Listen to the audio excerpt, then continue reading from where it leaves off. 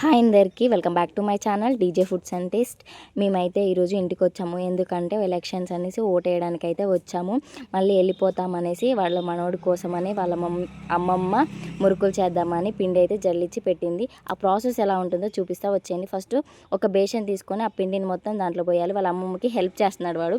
దీంట్లోకి రుచికి సరిపడా సాల్ట్, కారము, కొంచెం ఓమా వేస్తే ఏంటంటే డైజెస్ట్ మంచిగా అవుతుంది. ఒకసారి మిక్స్ చేసేసుకున్న తర్వాత వేడి నీళ్ళు పోసి స్పూన్తో కలపాలి. ఎందుకంటే వేడి నీళ్ళు పోస్తే కొంచెం కరకరలాడుతూ ఉంటుంది. ఇప్పుడు మురుకులు చేసే గిద్దెలోకి పిండి మొత్తం వేసేసి వేడి వేడి నూనెలో మనం వేసేసుకోవాలి. చుట్టూ వేసేసుకొని కొంచెం వేగిన తర్వాత అటు ఇటు టర్న్ చేసేసుకుంటే మురుకులు అయితే రెడీ అండి.